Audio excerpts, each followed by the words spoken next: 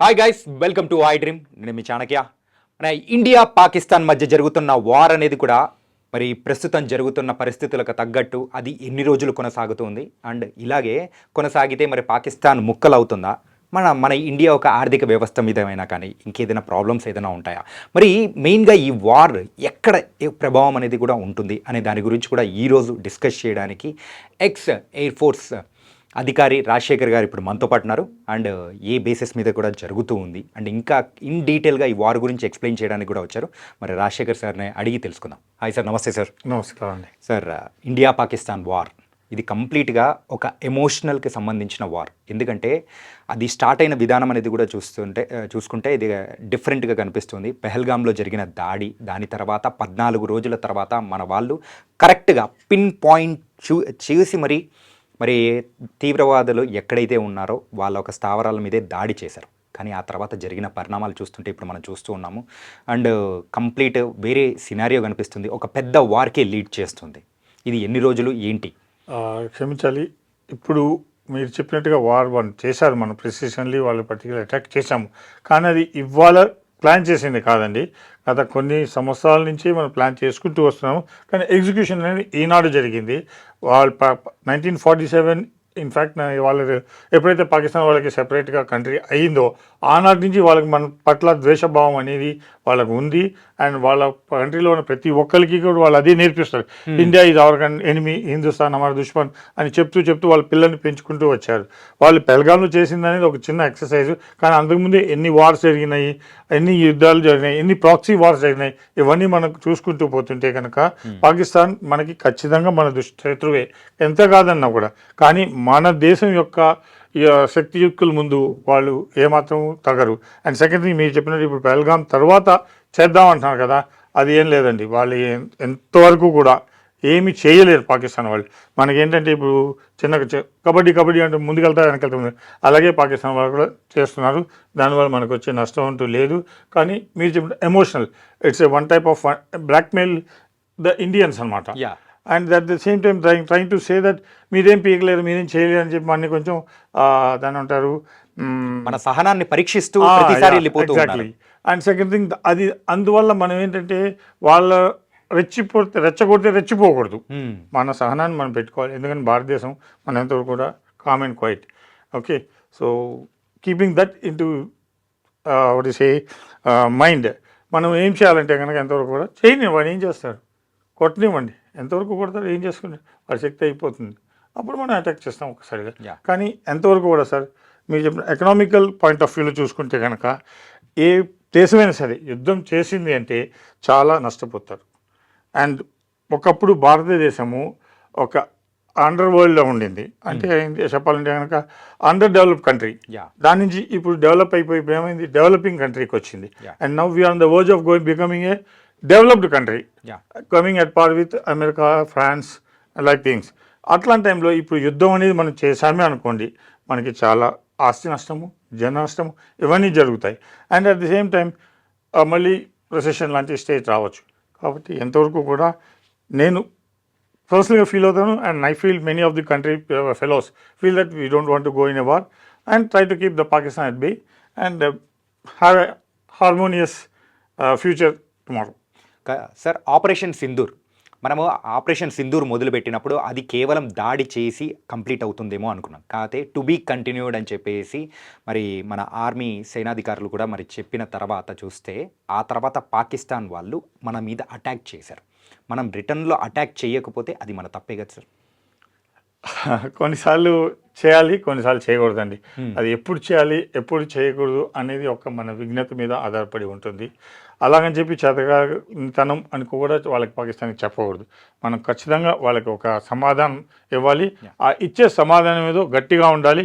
వాళ్ళు ఇంకోసారి మన మీద ఏదైనా చేయాలంటే కూడా 10 సార్లు ఆలోచించే విధంగా ఉండాలి. సో ఇప్పుడు నాకు తెలిసినంతవరకు మన అధికారులు కానీ, మన మినిస్ట్రీ కానీ, డిఫెన్స్ మినిస్ట్రీ కానీ, ప్రధానమంత్రి గారు కానీ వాళ్ళందరూ ఆలోచించేది ఏంటంటే ఒక సమాధానం చెప్పాలి. ఆ సమాధానం ఎలా ఉండాలి అనేది, ఆ ఇంపాక్ట్ ఎప్పుడు చేయాలి అనేది ఇంకా ఆలోచనలోనే ఉంది. Still in preparation stage. And it comes to education maybe 1 month 2 months or చెప్పలేం. అండ్ నిన్న రాత్రి జరిగిన దాడుల గురించి కూడా ఒకసారి మాట్లాడుకుంటే మన ఇండియా బార్డర్ దాటి డ్రోన్ అటాక్స్, మిసైల్ అటాక్స్, దాంతోపాటు జెట్ ఫైటర్స్ అనేది కూడా వచ్చినప్పుడు మన దేశంలో ఉన్న మెయిన్గా సైనిక అధికారులు కానీ ప్రతి ఒక్కటి మెయిన్గా మిజైల్స్ని ఆపే ఒక వ్యవస్థ కానీ కంప్లీట్గా సమర్థవంతంగా ఆపారు. అండ్ ఆస్తి నష్టము దాంతోపాటు ప్రాణ నష్టం కూడా లేదు అని చెప్పేసి ఆర్మీ అధికారులు కూడా ప్రకటించారు. మరి దీన్ని మనం ఎలా చూడొచ్చు అంటారు? ఎంత టాక్టికల్గా మన ఇండియన్ ఆర్మీ అనేది కూడా ముందుకెళ్తుంది? నిజమేనండి, మీరు చెప్పింది అంత చాలా వరకు కరెక్ట్. అండ్ ఇందులో మెయిన్ థింగ్ ఏంటంటే మన మెషిన్ అనేది దాని అది వెళ్ళలేదు ఎక్కడికి, ముందుకు కానీ వెనక్కి కానీ, మనుషులే దాన్ని చేయాలి. సో ఆ మెషిన్ యొక్క శక్తి సామర్థ్యాల్ని, దాని యొక్క ఎంతవరకు దాని రేంజ్ అనేది ఉంది, అవన్నీ కూడా పరిగణలోకి తీసుకొని దాన్ని ఎక్కడ డిప్లాయ్ చేస్తే మనకి అన్ని విధాలుగా సేఫ్టీగా ఉంటుంది, సెక్యూర్గా ఉంటుంది అని ఆలోచించి దాన్ని అక్కడ పెట్టి దాన్ని ఉపయోగించుకొని దాని దగ్గర ద్వారా మనకు ఎక్స్ట్రా రిజల్ట్స్, పాజిటివ్ రిజల్ట్స్ తీసుకోవాలి. అండ్ మన వాళ్ళు విజయవంతంగా అది చేశారు. And in future also definitely చేస్తారు. మన దగ్గర ఉన్న ఇండిజినియస్ అంటే చాలా అత్యాధునిక వెపన్స్ కానీ సిస్టమ్స్ కానీ పాకిస్తాన్ దగ్గర ఎంత మాత్రం లేదు. ఇంకా చెప్పాలంటే కనుక చైనా, అమెరికా వాళ్ళ దగ్గర కూడా లేవు. మనం సెల్ఫ్గా మన దగ్గర మన రీసెర్చ్ అండ్ డెవలప్మెంట్ ల్యాబొరేటరీస్లో తయారు చేసిన ఒక క్షిపణులు కానీ, లైట్ కాంబాట్ ఎయిర్ క్రాఫ్ట్స్ కానీ, and INSAS Indian national gun అనమాట అది, అపార్ట్ ఫ్రమ్ AK-47. సో అట్లాగా దానికి తగినట్టుగా మన భారతదేశంలో అండి ఏ విధంగా ఏమీ తీసిపోదు, మనం అన్ని విధాలుగా తయారుగా ఉన్నాము. కానీ ఎంతవరకు కూడా యుద్ధం అనేది ఎప్పటికీ కూడా అటువైపు నష్టం, ఇటువైపు నష్టం. కాబట్టి వీళ్ళందరూ ఏదంటారు సరే, యుద్ధం జరగడం కాదు, యుద్ధాన్ని నివారించగలిగితేనే మంచిది. సార్, పాకిస్తాన్ మన ఆర్మీ యొక్క శక్తితో కంపేర్ చేసుకుంటే చాలా తక్కువ, మనది ఇంటూ 10 times అనేది ఎక్కువ. అయినా కానీ ప్రతి ఒక్కసారి ఒక పెద్ద దేశంతో పోట్లాడాలి, వాళ్ళని ఎట్లా ఒకటి రెచ్చగొట్టాలి, ఏదో ఒక రకంగా డిస్టర్బ్ చెయ్యాలి అనే ఉద్దేశంతోనే వస్తూ ఎందుకు కొట్టించుకొని మరి ఎందుకు వెళ్తుంది? ఇది అవసరమా? వాళ్ళ ఒక అభివృద్ధి మీద పెట్టాలి, వాళ్ళకి వచ్చే నిధుల మీద కానీ అన్ని దానిల రకంగా వాళ్ళ ఉన్న ప్రజలకు కావాల్సినట్టు అనేది ఇవ్వాలి. అలా లేకుండా తీవ్రవాదుల మీద కూడా ఇచ్చి అండ్ పక్క దేశాన్ని నాశనం చెయ్యాలనేది కూడా వాళ్ళ లక్ష్యంగా ఎందుకు పెట్టుకొని ఇలాంటి మైండ్ సెట్తో వస్తున్నారు? ఇది వాళ్ళ నైజం సార్. ఇంకా చెప్పాలంటే కనుక వాళ్ళకి వెనదో పెట్టిన విద్య అంతే. ఎప్పుడు పక్క దేశం మీద ఆధారపడటం, వాళ్ళని ఏదో ఒకటి చేయటం, వాళ్ళ నుంచి చేయటం పాకిస్తాన్ ప్రజలకు అందరికీ అలవాటైనది. అండ్ సెకండ్ థింగ్, వాళ్ళకి పోయేదంటే ఏం లేదు. ఒకవేళ నష్టపోతే కనుక వాడితో కయ్యానికి వెళితే యువతల వాడికే నష్టం, కానీ వాడికి పోయేదంటే ఏం. కాబట్టి వాళ్ళు కబడ్డీ అవతల వాళ్ళు రెచ్చగొడుతూనే ఉంటారు, వాళ్ళ సహజం. ఇప్పటిదాకా చూడండి, ఏ దేశం దగ్గర నుంచి అప్పు తీసుకోలేదు. అన్ని దేశాలు ఆల్మోస్ట్ వారికి ఎవరెవరు ఇస్తారో వాళ్ళందరి దగ్గర అప్పు తీసుకున్నారు. ఒకవేళ ఏమన్నా అయితే ఏమవుతుంది, వాళ్ళందరూ నెత్తి మీద అంతే. కాబట్టి వాడికి పోయేదంటూ ఏం లేదు. కాబట్టి ఇలాగ చేస్తూనే ఉంటారు. మనం మన ఒక్క దాన్ని అంటారు పట్టు విడుపులు చూసుకొని జాగ్రత్తగా ఉండాలి. ఎవరైనా మనమే కాదు, మన చుట్టుపక్కల ఉన్న పాకిస్తాన్ చుట్టుపక్కల ఏ దేశం వాళ్ళు కూడా అందరూ అంటారు ఒకసారి పాకిస్తాన్ చేసేద్దాం, నాశనం చేసేద్దాం. కాదు, ఎందుకండి, వాళ్ళు మనుషులే కదా, బతకనివ్వండి. కాకపోతే వాళ్ళ ఆలోచన విధాన్ని మార్చేలాగా మనం ట్రై చేయాలి. అంటే ఇప్పుడు పాకిస్తాన్ యొక్క ఇంటర్నల్ విషయానికి వచ్చేటప్పటికి ఆల్రెడీ ఒక పక్క ఆఫ్ఘనిస్తాన్ నుంచి ఒక థ్రెటనింగ్ అనేది వస్తుంది, ఇంకో పక్క లోపలే ఉన్న BLA Balochistan liberation sorry Balochistan వాళ్ళ దగ్గర నుంచి కూడా వాళ్ళ ఆక్రమిత అనేది కూడా మొదలు పెట్టేశారు. అండ్ ఇంకో పక్క మన ఇండియా. సో ఇంతగా చూస్తే ముప్పేట దాటి అనేది నడుస్తూ ఉంది. ఆల్రెడీ ఆ దేశంలో ఉన్న బ్యాంకులు లూటీ చేస్తూ ఉన్నారు. అండ్ ఆర్థిక వ్యవస్థ కానీ కంప్లీట్గా అస్తవ్యస్తం అయిపోయింది. ఏంటి అంటే తొందరలో పాకిస్తాన్ ముక్కలైపోయే అవకాశాలు ఏమైనా కనిపిస్తున్నాయి అనుకోవచ్చా? ఒక రకంగా చూస్తే అనుకోవచ్చు అండి. కానీ కొన్ని మనం జస్ట్ రీసెంట్గా చూడండి, శ్రీలంకలో కూడా చాలా జరిగింది. వాళ్ళకి కూడా అక్కడ ఆర్థిక వ్యవస్థ పడిపోయింది, కానీ ఇప్పుడు మళ్ళీ వాళ్ళు స్టెబిలైజ్ అయిపోయారు. కొన్నాళ్ళకి మేబీ పాకిస్తాన్ కూడా ఒక రకంగా అవ్వచ్చు, మళ్ళీ వాళ్ళు స్టెబిలైజ్ అవుతారు. కానీ పాకిస్తాన్లో ఉన్న ఒక దాన్ని ఏమంటారు హిస్టరీ ప్రకారంగా చూసుకుంటే కనుక వాళ్ళ ఏమాత్రం కూడా అభివృద్ధికి వాళ్ళు ఆలోచించడం లేదు. ఇవాళ తిన్నామా, బతికామా, అంతే, ఆ రకంగానే ఉన్నారు. అండ్ సెకండ్ థింగ్, ఎంతవరకు కూడా మన భారతదేశాన్ని కవ్వించాలనే చూస్తారు. మన భారతదేశాన్ని చేసి మన అభివృద్ధిని కించపరచాలని చెప్పి వాళ్ళ ఒక ఆలోచన. లోపల ఎన్ని అంతర్గతంగా జరిగినాయి. ఇప్పుడు చూడండి, ఎక్కడెక్కడి నుంచి టెర్రరిస్టుల అటాక్లు అందరూ అన్ని చోటు వచ్చి పాకిస్తాన్కి వెళ్ళారు. అన్ని చోట్ల పాకిస్తాన్లోనే వాళ్ళు నివాసం పెట్టుకున్నారు. పాకిస్తాన్ నుంచే చాలా చోట్లకి వెళ్ళి అక్కడి నుంచి అటాక్లు చేశారు. ఎన్ని చేసినా కూడా మళ్ళీ వాళ్ళకి అనేది సపోర్ట్ చేస్తుంది అంటే వాళ్ళు ఇక వాళ్ళకి వచ్చే ఇన్కమే ఈ యొక్క యుద్ధ దాన్ని అంటారు సామాన్లు అమ్ముకొని కానీ ప్రతిపాదనలు అమ్ముకొని కానీ ఆ స్ట్రాటజీస్ చేసుకొని కానీ దాన్ని బట్టి వాళ్ళ లైవ్లీహుడ్ ఉంటుంది. బట్ మీరు చెప్పినట్టు కొన్నాళ్ళకి పాకిస్తాన్లో ఏముండదు. ఎప్పుడో ఐన్స్టీన్ గారు చెప్పారండి, if at all a fourth world war comes people will be fighting with bricks, stones and sticks. So పరిస్థితి వాళ్ళకి అలాగే అవుతుంది పాకిస్తాన్ వాళ్ళకి. ఇప్పటికే బియ్యం వచ్చి 800 కేజీ బియ్యం. నాన్ వెజ్ వాళ్ళు ఎక్కువ తింటారు ఇష్టంగా, చికెన్ మటన్ అవన్నీ కూడా ఆకాశాన్ని ఉంటుంది ధరలు అని చెప్పేసి. మీ చెప్పి బ్యాంకులో రూటీలు చేస్తున్నారు. అన్నీ చేసుకుని ఏం చేస్తారు? అంతకుముందు ఏమైంది, మన మోడీ గారు ఈ నోటు రద్దు చేయకముందు దాన్ని గుద్దేశారు, మన ఇండియన్ కరెన్సీ చేస్తున్నారు, వాళ్ళకి బయట నుంచి మనీ వచ్చింది. సో ఇప్పుడు అది అంతా తగ్గిపోయింది. ఏం చేసుకున్న వల్ల ఇంటర్నల్గానే చేసుకోవాలి.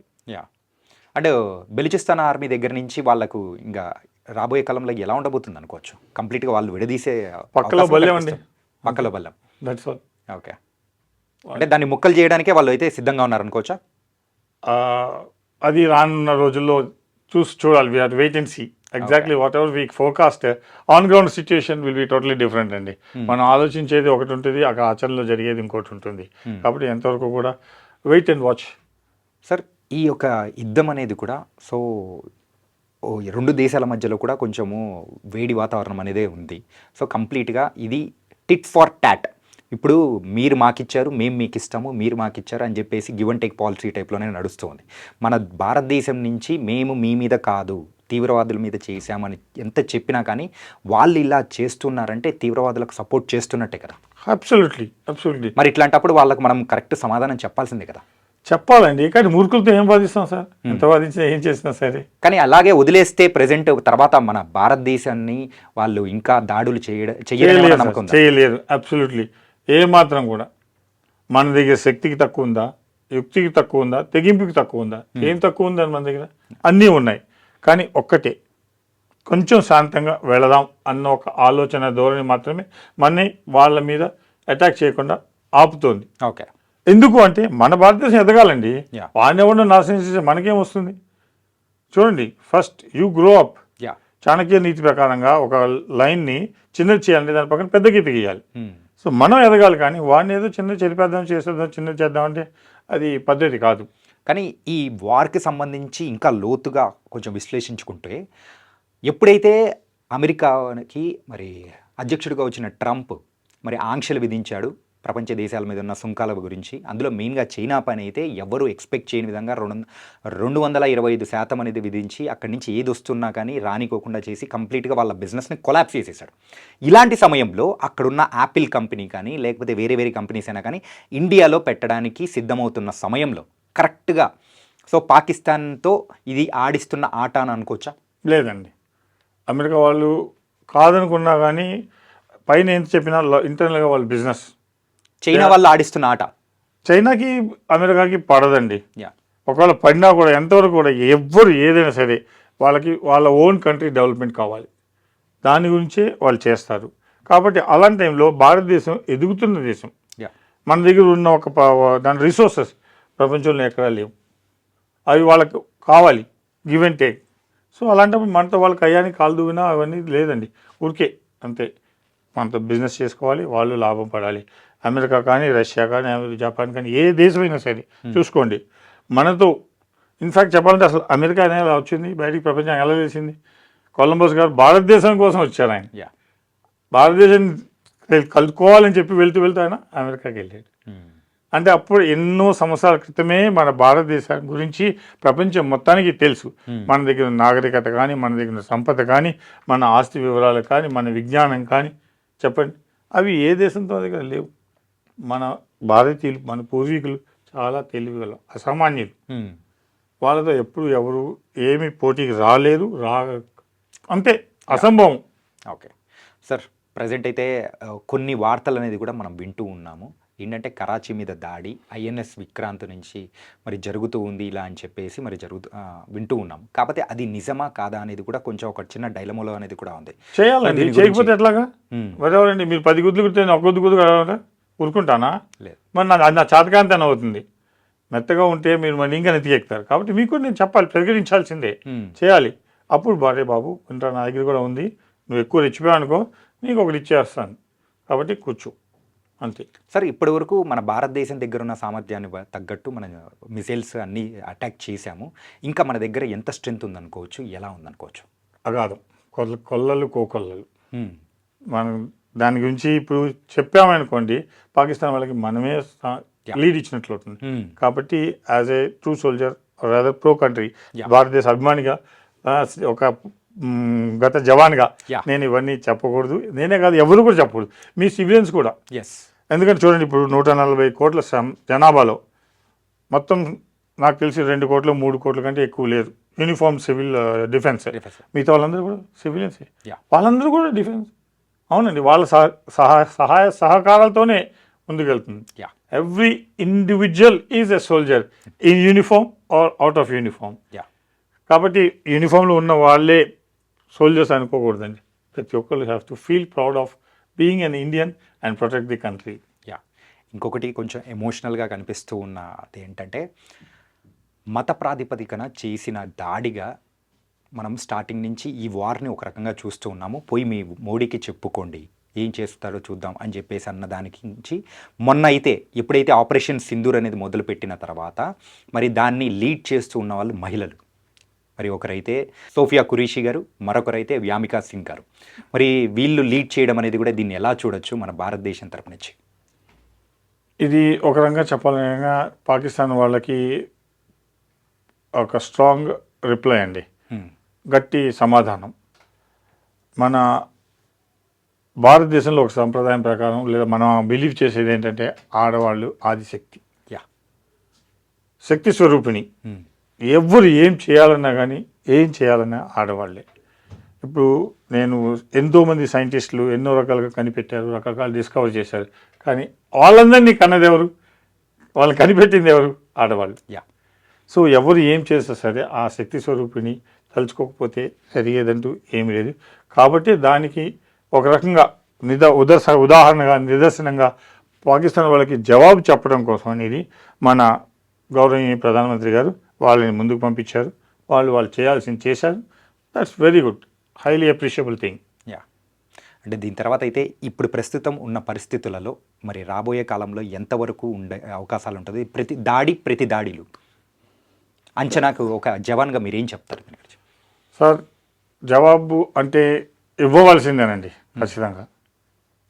దాడికి ప్రతి దాడి చేయాలి, కానీ ఇలా ప్రతి దాడి చేసుకుంటూ పోతే ఒక రాదండి, ఏమాత్రం కూడా దానికి అక్కడ పరిష్కారం అనేది కుదరదు. కాబట్టి ఎంతవరకు కూడా వెయిట్ కొన్నాళ్ళు వెయిట్ చేద్దామండి. వాడు ఏం చేస్తారు చేయనివ్వండి, చేసి వాడి శక్తియుక్తులన్నీ కూడా మనం పూర్తి అవగాహన చేసుకొని అప్పుడు చేయొచ్చు. మనం 14 రోజుల తర్వాత చేసాం, కలకలం అయిన తర్వాత. ఎందుకు చేసాం? ఈలోపు స్టడీ చేసాం. మనకు ఆల్రెడీ తెలుసు అవి ఎక్కడెక్కడ ఉన్నాయో, కానీ ఆ ఖాళీ ప్లేసెస్లో కాదు కదా, వాళ్ళ మనుషులు కూడా ఉండాలి అక్కడ, అప్పుడే వాళ్ళకి తెలుస్తుంది. సో దాన్ని బట్టి మనం ప్రెసిషన్గా చేసాము, ప్లాన్ చేసాము. విక్రాంతి నుంచే కావచ్చు, మన ఎయిర్ ఫోర్స్ బేసెస్ అంబాలా నుంచి కానీ, చండీగఢ్ నుంచి కానీ, బార్డర్లో ఉన్న ఎయిర్ ఫోర్స్ బేసెస్ నుంచి కానీ మనం ఎంతవరకు కూడా అవన్నీ ప్లాన్ చేసాము. దీనికి ముందు కొన్న జరిగింది కదా, అప్పుడు దాని సర్జికల్ స్ట్రైక్స్. యా, అప్పుడు ఏంటి, ఫ్లైట్స్ వెళ్ళి అక్కడ బాంబింగ్ చేసి వచ్చాయి. యా, ఈసారి అలాంటి అవకాశం లేదు, అలా చేయలేదు. ఇక్కడి నుంచి డైరెక్ట్గా చేశారు, వెళ్ళారు, అయిపోయింది, ఫినిష్. అంటే ఆనాటికి ఈనాటికి మన టెక్నాలజీ ఎంత పెరిగింది, మన ఇంప్రూవ్మెంట్, మన వార్ స్ట్రాటజీ ఏ రకంగా ఉన్నాయి అనేది మీరు క్లియర్గా తెలుసుకోవచ్చు. యా, అబ్జర్వ్ చేయొచ్చు సార్. ఏంటంటే ఆ రోజుల్లో ఉన్న పరిస్థితులకి ఇప్పుడున్న టెక్నాలజీకి, ఆ డ్రోన్స్ కానీ, ఆ మిసైల్స్ని ఆపే విధానం కానీ అన్నీ కంప్లీట్గా చూస్తుంటే ఇంత టెక్నాలజీ ఇంత ర్యాపిడ్గా మన ఇండియాలో, అది కూడా ఆర్మీ పరంగా కూడా డెవలప్ అవుతుందంటే చాలా హ్యాపీగా ఫీల్ అవుతున్నాము. అంటే సార్, ప్రస్తుతం ఉన్న పరిస్థితుల్లో ఓన్లీ బార్డర్లో ఉన్న నగరాలు కానీ, అక్కడున్న పొజిషన్ అంటే అక్కడున్న వాళ్ళే భయపడాలా, లేకపోతే మిగతా నగరాల వాళ్ళు కూడా టార్గెట్ అవుతాయి? ఎవరు భయపడక్కర్లేదండి, ఎవరు భయపడక్కర్లేదు. కానీ కొన్ని నగరాలు మాత్రం కొంచెం అలర్ట్లో ఉన్నాయి అని చెప్పేసి కూడా అంటూ ఉన్నారు. అది దగ్గరలో ఉన్నప్పుడు ఎప్పుడైనా సరే ఒక బాంబు పేలిందని దాని చుట్టుపక్కల దాని ఇంపాక్ట్ అనేది ఉంటుంది. అట్లాగే సెకండ్ థింగ్ దగ్గరగా పేలిందని చూసుకుంటారు. కానీ మనం ఎందుకు భయపడాలండి? ఎవరి కోసం భయపడాలి? మన జీవితం మనకుంది. సో పాకిస్తాన్ వాళ్ళకి అది భయపడితే మనం వెనకడుగు వేస్తాం. ఓకే, ధైర్యంగా ఉంటేనే అడుగు ముందుకేస్తాం. కాబట్టి మనం ఎప్పుడు ముందుకే వెళ్ళాలి. అండ్ సెకండ్ థింగ్, మనం భయాన్ని వాళ్ళు క్యాపిటలైజ్ చేసుకుంటారు. యా సో కాబట్టి ఎప్పుడు కూడా మనం భయపడుతున్నాము అనేది వాళ్ళకి తెలియనివ్వరాదు, అవసరం లేదు. So nothing to worry. అది కాకపోతే ఏంటంటే ఏదైనా సరే prevention is better than cure. Right. రోగం వచ్చిన తర్వాత మందులు వేసుకోవడం కొన్నా కూడా రోగం రాకుండానే చూసుకోవాలి. కాబట్టి మనం ఎంతో కూడా వాడికి సమాధానం చెప్తూనే ఉండాలి. తగినట్టుగా వాడిని అక్కడే ఎనిమేట్ గేట్స్ అంటారు చూసారా, అక్కడే దూరంలోనే పెట్టండి, లోపలికి మాత్రం రానివ్వద్దు. అంటే ప్రధాన నగరాల మీద దాడులు జరిగే అవకాశాలు కూడా ఉండబోతున్నాయి అని చెప్పేసి కొన్ని వార్తలు వస్తున్నాయి. మరి దీనికి సంబంధించి మీరు ఏమంటారు? పాకిస్తాన్ వాళ్ళ దగ్గర ఉన్న ఒక క్షిపణిలో వాటి దూరాన్ని వాళ్ళు ఎంతవరకు వెళ్ళి క్యాలిక్యులేట్ చేయగలుగుతారు అంటే కనుక హార్డ్లీ 100-150 కిలోమీటర్లు. ఓకే. కానీ మన దగ్గర ఉన్న మిసైల్స్ 1000 కిలోమీటర్లు వెళ్ళి కొట్టగలరు. బ్రహ్మోస్ కానీ ఇంకా చెప్పాలంటే కనుక ఇక్కడ సదర్న్ మోస్ట్ టిప్ కన్యాకుమారి నుంచి బటన్ నొక్కినా కానీ ఆ మిసైల్ వెళ్ళి పాకిస్తాన్ హెడ్ లాహోర్ మీద పడే అవకాశం. కాబట్టి మన దగ్గర అంత ఎక్కువ పని చేయగలిగే అంత శక్తివంతమైన క్షిపణులు కానీ మిసైల్స్ కానీ బాంబ్స్ కానీ ఉన్నా కూడా మనం సమన్వయం పాటిస్తూ కొంచెం ఆగి ఉన్నాం. అలాగని చెప్పి వాడు ఏం చేసినా కానీ చూస్తూ అయితే ఊరుకో, తగిన సమాధానం ఇచ్చే టైం వస్తుంది, ఇవ్వాల్సిన రోజు ఖచ్చితంగా ఇస్తాం. పూంచ్ సెక్టార్లో మెయిన్గా పాకిస్తాన్ ఆర్మీ వాళ్ళు ఈ సివిలియన్స్ మీద దాడికి పూనుకొనడానికి కారణాలు ఏంటి? ఎందుకు సివిలియన్స్ మీద ఎందుకు టార్గెట్ చేయాలి వీళ్ళు? ఆర్మీ వాళ్ళ మీద చేయలేక. ఓకే. ఇప్పుడు మీ దగ్గర గన్ ఉంది, ఆయన దగ్గర గన్ ఉంది, మీరు తీస్తారు గన్ను, ఆయన తీస్తారు గన్ను, మీరు నష్టపోవచ్చు, ఆయన పడవచ్చు. కానీ సివిలియన్స్ దగ్గర గన్స్ ఉండవు కదండి.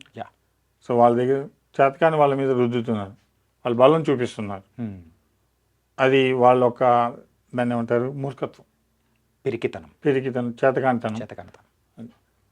కాబట్టి ఎన్నాళ్ళు ఏం చేసినా కానీ వాళ్ళు అలా నిస్సహాయాలు, దాంటారు ఆయుధాలు లేని వాళ్ళ మీద చూపించగలరు. కానీ నిజంగా ట్రైన్డ్ ఆర్మీ పర్సన్స్ కానీ, ఎయిర్ ఫోర్స్ కానీ, డిఫెన్స్ పర్సన్స్ కానీ వాళ్ళ మీద అతను పాకిస్తాన్ వాళ్ళు ఏమీ చేయలేరు. చేయలేక వాళ్ళకున్న కక్షని, వాళ్ళకున్న దాన్ని అంటారు యుద్ధ కాంక్షని ఈ రకంగా తీర్చుకుంటున్నారు. నిజంగా ఇదైతే పిరికిపంద చర్యనే సార్. నిజంగా ఎట్లా చూసుకున్నా కానీ సో ఆయుధాలు లేని వాళ్ళ మీద కానీ, సో ఒక సామాన్య ప్రజల మీద దాడులు చేయడం అనేది కూడా ఒక పిరికిపంద చర్య. ఏమీ చేతగాని వాళ్ళు మాత్రమే చేసే చర్య, అది కూడా పాకిస్తాన్ వాళ్ళు మాత్రమే. ఒక రోజు కొన్నాళ్ళ క్రితము పాకిస్తాన్ వాళ్ళకి సపోర్ట్ ఉండేది, లోకల్ కాశ్మీర్ వాళ్ళ సపోర్ట్. ఇప్పుడు అది కూడా మెల్లిమెల్లిగా తుడుచుకుపెట్టుకుపోతుంది. ఎందుకంటే పాకిస్తాన్ వాళ్ళ మూలానే వాళ్ళకి జీవన చర్య లేకుండా పోతుంది. ఇప్పుడు చూడండి, శ్రీనగర్ జమ్మూ కాశ్మీర్లో టూరిజం మూలనే వాళ్ళకి చాలా బ్రతుకు తెరువు ఉంది. ఎన్ని యాపిల్ చెట్లు ఉన్నా కానీ, ఇంకొక కుంకుమ పువ్వులు ఉన్నా, ఏం చేసినా కానీ అవన్నీ బయటికి వెళ్ళాలి అంటే కనుక మీకు మార్గాలు కరెక్ట్గా ఉండాలి కదండి. బిజినెస్ ట్రేడ్ రిలేషన్స్ ఉంటేనే కదా ఎవరైనా ఏమైనా చేయగలుగుతారు. అండ్ హార్వెస్ట్ చేయడానికి కూడా మీకు తగిన వాతావరణం ఉండాలి. సో మ్యాన్ పవర్ ఉండాలి, రిసోర్సెస్ ఉండాలి. అవన్నీ ఎప్పుడు వస్తాయి? పీస్ఫుల్ అట్మాస్ఫియర్ ఉంటేనే. ఎప్పుడైతే కనుక అవన్నీ, కాబట్టి వాళ్ళ యొక్క జీవన విధానాన్ని అస్తవ్యస్తం చేస్తుంది ఎవరు అని తెలుసుకున్నారు. కాబట్టి వాళ్ళు కూడా ఇప్పుడు సహాయ సహకారాలు అందించడం తగ్గించేస్తున్నారు. కానీ ఎంత లేదన్నా ఒక రకంగా చెప్పాలంటే ఆ మతం అనే భావన వాళ్ళలో ఇంకా ఉంది. అది ఎప్పుడైతే కనుక వాళ్ళలో తొలగిపోతుందో ఆనాడు ఖచ్చితంగా భారతదేశానికి ఫుల్ మద్దతుదారులు అవుతారు. అప్పుడు ఇంకా పాకిస్తాన్ అనే వాళ్ళు అనేది ఏమాత్రం ఏమీ చేయలేరు. సార్, మన ఇంటర్వ్యూ స్టార్టింగ్ టైంలో మీరు చెప్పారు ఏంటంటే ఈ యుద్ధం అనేది కూడా ఇప్పటి నుంచి కాదు, 1947 ఎప్పుడైతే వేర్పాటు అయిందో అప్పటి నుంచి జరుగుతూ ఉంది అని చెప్పి. అవునండి. ఆ రోజు నుంచి కూడా జరుగుతున్నది ఏంటంటే పిఓజేకే, సో ఆక్రమిత కాశ్మీర్ కోసము. సో మెయిన్గా అది ఎప్పుడు మన ఇండియా చేస్తుంది కూడా, అది మనమే ఇచ్చాం వాళ్ళకి, మనమే ఇచ్చిన అవకాశం మనదే సార్. ఇప్పుడు మళ్ళీ మన దాన్ని మనం తీసుకునే అవకాశాలు ఏమన్నా ఉంటాయంటారా ఇప్పుడున్న సందర్భాలు? అంతే కదండి. ఇప్పుడు తల్లిదండ్రులు పిల్లలకి గిఫ్ట్ ఇస్తారు, వాళ్ళు సరిగ్గా చూసుకోలేదనుకోండి, ఎప్పుడైనా సరే వెనక్కి తీసుకునే అధికారం తల్లిదండ్రులకు ఉంది. ఓకే, మన దగ్గర నుంచి వెళ్ళినవాడు పిల్లోడు అండి, వాడు ఏనాడైనా మనం తీసుకోవచ్చు వెనక్కి. వాడు ఇష్టపూర్వకంగా ఇస్తాడా? ఇవ్వడు, ఒకసారి తీసుకుంటారు. కాబట్టి తీసుకునే పద్ధతిలో తీసుకోవాల్సినప్పుడు ఖచ్చితంగా తీసుకుంటాం. We will take back. Definitely. దాని గురించి కూడా ప్రతి ఒక్క భారతీయుడు ఎదురు చూస్తున్నారు. అండ్ ఇంకొకసారి పాకిస్తాన్ మన మీద కనుచూపు చూడాలన్నా కానీ భయపడేటట్టు ఈసారి ఉన్న ప్రభుత్వం చేస్తుందని మనస్ఫూర్తిగా కోరుకుంటాను సార్. ఖచ్చితంగా సార్, గ్యారంటీ. ఎందుకంటే నేను ఎప్పుడు పాలిటిక్స్కి సపోర్ట్ చేయను, కానీ ఉన్నంత వరకు కూడా మన ఈ గవర్నమెంట్ భారతదేశ అభివృద్ధికి వికాసానికే చేస్తుంది. గత 12 ఏళ్ళు ఎప్పుడైతే వాళ్ళు బీజేపీ వాళ్ళు గవర్నమెంట్లోకి వచ్చారో ఆనాటి నుంచి మీరు చూసుకుంటే ఎన్నో ఐఐటీలు, ఎన్నో విశ్వవిద్యాలయాలు, ఎన్నో రోడ్లు, ఎక్కడెక్కడో రైల్వే స్టేషన్స్, ఎన్నో ఇంప్రూవ్మెంట్ జరిగినాయి. ఇవన్నీ అంతకుముందు వాళ్ళు చేయలేదా? చేద్దామని ఆలోచనలో ఉన్నా కానీ ఆచరణ మాత్రం చేయలేదు. కానీ ఈ గవర్నమెంట్ వాళ్ళు చేశారు, చూపించారు. సో డెఫినెట్లీ ఆ పాకిస్తాన్కి దీటైన జవాబు కూడా వీళ్ళు ఖచ్చితంగా ఇస్తారు. ఇచ్చే రోజు వస్తుంది. అండ్ నాది నా ప్రగాఢ విశ్వాసం. ఖచ్చితంగా ప్రతి ఒక్కరి భారతీయుడి యొక్క విశ్వాసం కూడా అదే సార్. అండ్ సార్ ఇప్పుడున్న సిచ్యువేషన్స్ అనేది కూడా ఒకసారి చూస్తుంటే ప్రతి ఒక్కరిలో కూడా ఒక దేశభక్తి అనేది కూడా పెరుగుతూ ఉంది. అండ్ మన దేశాన్ని మనం కాపాడుకోవాలి అని అనుకుంటున్న ప్రతి ఒక్కరు కూడా.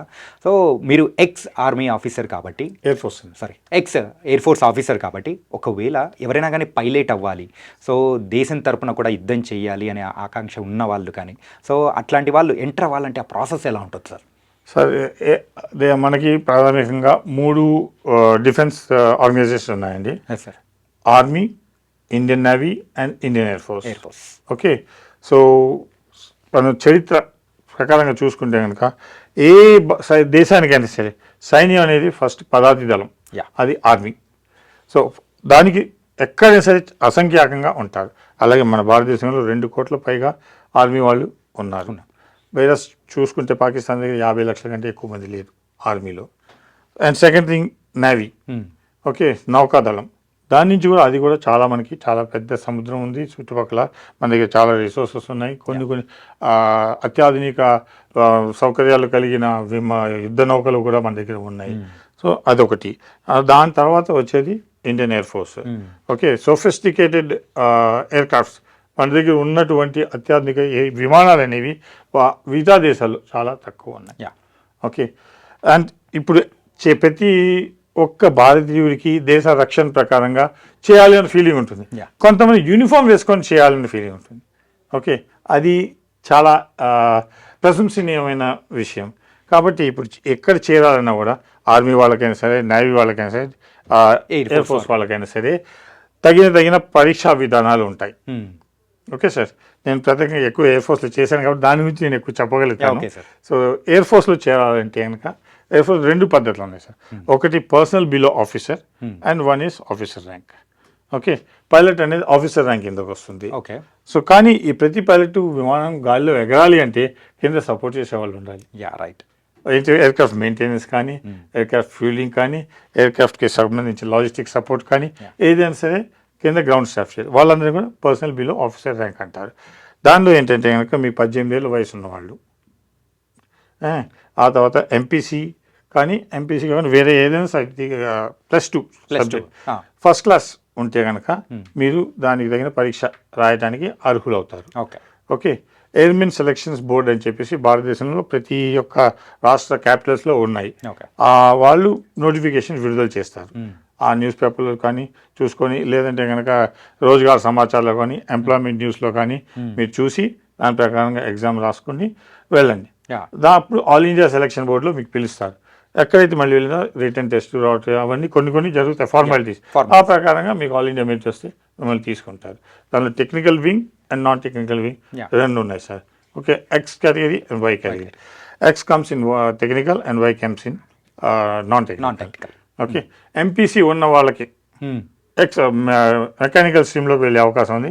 ఎంపీసీ కాకుండా మిగతా బైపీసీ కానీ, సిఈసీ కానీ ఉన్న వాళ్ళకి వేరే విధంగా వెళ్ళే అవకాశం ఉంది. Okay, so at the same time 18 ఏళ్ళకి చేరినవాడు 58 సంవత్సరాలు రిటైర్ అయ్యే లోపల, నేను చెప్తున్న పర్సనల్ బిలో ఆఫీసర్ ర్యాంక్ వాళ్ళకి ఎయిర్ క్రాఫ్ట్స్మెన్ ఏసీ అంటారు, అక్కడి నుంచి మాస్టర్ వారెంట్ ఆఫీసర్ దాకా, అంటే ఆ ర్యాంక్ వెళ్ళేదాకా అవకాశం ఉంది. ఇవాళ రోజున ఎయిర్ క్రాఫ్ట్స్మెన్కి 30,000 జీతం స్టార్టింగ్. ఓకే, మాస్టర్ వారెంట్ ఆఫీసర్కి 1,50,000 జీతం. ఆ తర్వాత మీరు విశిష్టమైన సేవలు చేస్తే మీకు ఆఫీసర్ ర్యాంక్ హానరీకి ఇస్తారు. కానీ హానరీ ఫ్లయింగ్ ఆఫీసర్ ఉంటారు, హానరీ ఫ్లైట్ లెఫ్టినెంట్ ఉంటారు. అది మీకు August 15th కానీ అంటారు, నెక్స్ట్ January కానీ మీకు ఆ రోజుల్లో మాత్రమే ఇస్తారు. ఎందుకంటే గౌరవప్రధానమైన రోజులు అనమాట. అలా అదొకటి. ఆ తర్వాత ఆఫీసర్ అవ్వాలి అంటే కనుక దానిలో కూడా పైలట్ అంటే ఫైటర్ వింగ్స్ ఉన్నాయి, non defence fighter, transport, helicopter 3 రకాలుగా ఉన్నాయి పైలట్లో కూడా. ఏది కావాలన్నా కూడా మీకు ఫస్ట్ ఎంపీసీ, మళ్ళీ ఎంపీసీ ఇంపార్టెన్స్. Okay. ఓకే, ఎందుకంటే ఆ ఇంజనీరింగ్ స్కిల్స్, టెక్నాలజీ స్కిల్స్ అనేవి మ్యాథ్స్ చాలా వరకు ఇంపార్టెంట్. Yeah. అందుకని చెప్పేసి సో మీరు ఎప్పటికైతే ఎవరికందో దానిలో NDA exam, national defence academy exam రాస్తే దానిలో మీకు కంపల్సరీ 90% ఉండాలి ఎంపీసీలో, మీ ఇంటర్మీడియట్లో. అప్పుడే మీరు ఎలిజిబిలిటీ వస్తుంది. Then you have to appear for the examination. Then basing on your all India ranking మీకు క్వాలిఫై పిలుస్తారు. అండ్ స్టాఫ్ సెలెక్షన్ కూడా ఎస్ఎస్పి బోర్డ్స్ ఉంటాయి. దానిలో మీరు మళ్ళీ physical test, mental aptitude test, psychometric టెస్ట్లు ఇవన్నీ ఉంటాయి. ఇవన్నీ పాస్ అయిన తర్వాత అప్పుడు మళ్ళీ కంపైల్ చేసి ఆల్ ఇండియా ర్యాంకింగ్లో మీకు పిలుస్తారు. Then you can join as a pilot. Okay, అక్కడ మళ్ళీ కూడా దానికి మీకు ఫైటర్ పైలటా, ట్రాన్స్పోర్ట్ హెలికాప్టర్, దానికి యాప్టిట్యూడ్ టెస్ట్లు ఉంటాయి. ఆ ప్రకారం మిమ్మల్ని విభజించి మీకు తగినట్టు ఉన్న ట్రైనింగ్ సెంటర్స్లో మీకు ట్రైనింగ్ ఇస్తారు. ఇది ఒకటి పైలట్. దాని తర్వాత officers, general duty of pilots అంటే officers, supporting staff, administrative officers ఉండాలి, లాజిస్టిక్స్ ఆఫీసర్స్ ఉండాలి, అండ్ వాతావరణ శాఖ మెట్రలాజికల్ ఆఫీసర్స్ ఉండాలి, ఎయిర్ ట్రాఫిక్ కంట్రోల్, ఫ్లైట్ ఎక్కడానికి దిగడానికి దానికి తగ్గ కంట్రోల్ చేసే ఆఫీసర్స్ ఉండాలి. ఎవరైనా సరే అవన్నీ రకరకాల విభాగాలు, అనుభాగాలు ఉంటాయి. దానికి తగినట్టుగా డిపార్ట్మెంటల్ ఎగ్జామినేషన్స్ ఉంటాయి. కొన్ని జనరల్గా ఓపెన్గా ఒకేసారి పిలుస్తారు అందరికీ కూడా. లేదంటే కనుక డిపార్ట్మెంట్ వైజ్ కూడా అడ్వర్టైజ్మెంట్లు వస్తాయి. ఈ మెయిన్లీ ఎంప్లాయ్మెంట్ న్యూస్, రోజ్గార్ సమాచారం వాటిలో వస్తాయి. మీరు రెగ్యులర్గా ఫాలో అయితే దాని ప్రకారం మీరు చూసుకొని చేసుకోవచ్చు. ఆ career in defence is very very ల్యూక్రేటివ్. కానీ మీకు ప్యాషన్ ఉండాలి సార్. నాకేదో గవర్నమెంట్ జీతం, అది జాబ్ ఉంటుంది, సెక్యూర్డ్ లైఫ్ ఉంటుంది అనుకుంటే మాత్రం కాదు. దేశానికి సేవ చేయాలన్న అంకిత భావం ప్రాథమికంగా ఉంటేనే మీరు అక్కడ ట్రైనింగ్ కంప్లీట్ చేయగలుగుతారు. ఎందుకంటే ట్రైనింగ్ ఇస్ చాలా difficult. Personal before officer rank కానీ, పర్సనల్ ఆఫీసర్ ర్యాంక్ కానీ ఎవరికైనా సరే. ఓకే, నేను ఎయిర్ ఫోర్స్ చూసిన ట్రైనింగ్నే టఫ్ అంటున్నాను, ఇంకా ఆర్మీలో అయితే చెప్పలేము సార్. చాలా. కానీ ఆ ట్రైనింగ్ అనేది ఎందుకు? బుల్లెట్ తీసుకోవడానికి మిమ్మల్ని సంసిద్ధంగా చేస్తారు.